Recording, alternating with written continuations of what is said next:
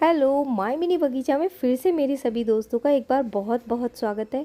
Indoor plants देख के आप लोग समझ गए होंगे कि आज कुछ ना कुछ मैं इंडोर प्लांट्स के लिए लेके आई हूँ।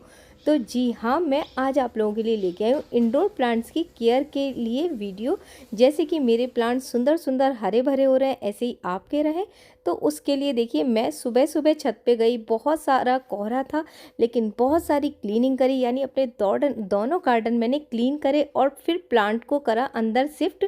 तो अंदर ही आज मैंने बना दिया गार्डन, तो रूम को ही मैंने गार्डन बना डाला। बहुत सारे प्लांट्स थे जो कि इंडोर थे और बाहर थे, तो उनको घर के अंदर शिफ्ट किया, यानी रूम के अंदर शिफ्ट किया और ऐसे प्लेस पे रखा जहाँ की अच्छी सी सनलाइट आती है, बहुत ही अच्छी ब्राइट लाइट आती है। तो वो भी आपको दिखाऊंगी कहाँ से। तो यहाँ बहुत सारे इंडोर प्लांट्स को हमने सेट किया और मिलजुल के ये सारे काम किए, क्योंकि बहुत ही भारी भारी, बहुत ही हैवी हैवी पॉट्स थे और उनको ऊपर से नीचे लेके आना थोड़ा बड़ा काम होता है। तो यहाँ देखिए विंडो है, विंडो में से बहुत अच्छी धूप आती है।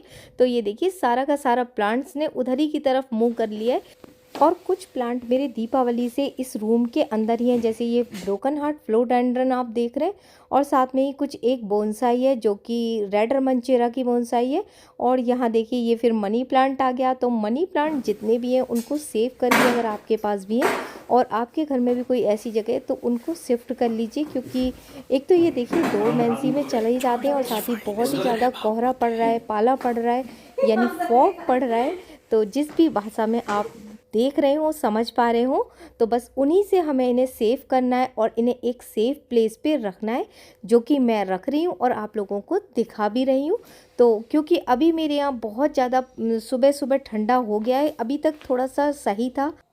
और देखिए ये दोपहर का टाइम है और विंडो में से बहुत ही अच्छी धूप आ गई है।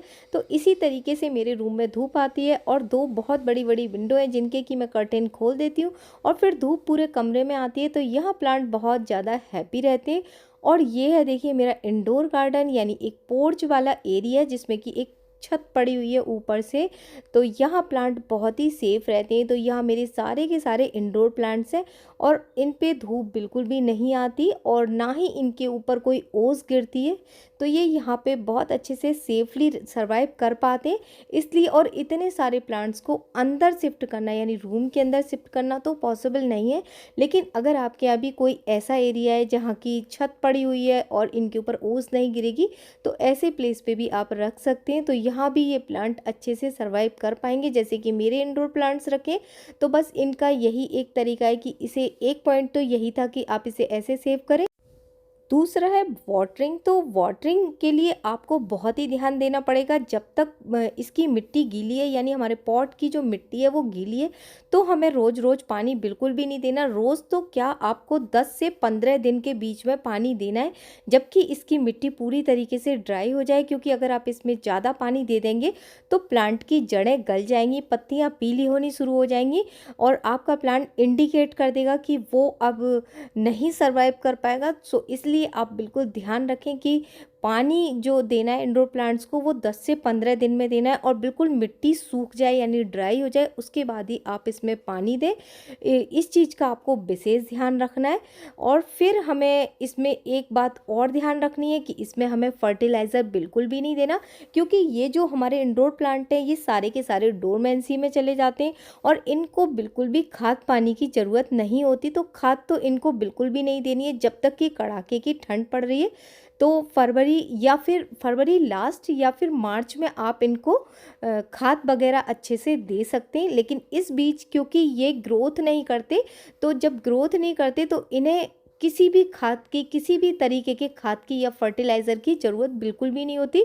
ये बिल्कुल ना ही ग्रोथ करेंगे, ना इनमें कोई हलचल होगी। बस ये आप सोच लीजिए कि ये सो रहे हैं और अब इनको ज़्यादा डिस्टर्ब हमें नहीं करना है। और फोर्थ पॉइंट, हमें एक ये याद रखना है कि हमें इसकी कटिंग प्रूनिंग बिल्कुल भी नहीं करनी, कि हम सोचें कि इसमें तो ग्रोथ ही नहीं हो रही, लाओ इसकी थोड़ी सी कटिंग कर देते हैं। तो ये काम बिल्कुल भी नहीं करना है। आप इसे कटिंग प्रून तो बिल्कुल भी ना करें। तो बस एक सीधे साधारण भाषा में याद रखने वाली बस यही बात है कि आप इसको समझें कि प्लांट सो रहे हैं तो इन्हें डिस्टर्ब नहीं करना है। बस इनको ज़िंदा रखने के लिए 10 से 15 दिन में पानी देना है, बाकी और कुछ भी नहीं करना, किसी तरीके की खाद नहीं देनी और इनको ओस नहीं इन पे पड़ने देनी।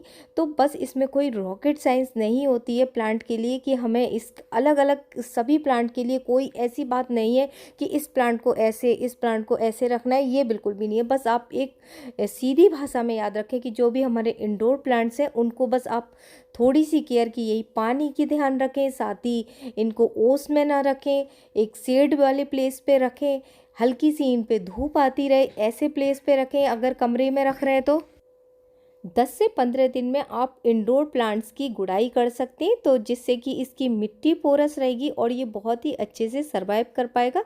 तो एक पतली सी खुरपी से इस तरीके से गुड़ाई करें कि इसकी जड़ें डैमेज ना हो और इसको फिर कोई डिस्टर्ब ना हो, वही बात मैं बोलूँगी।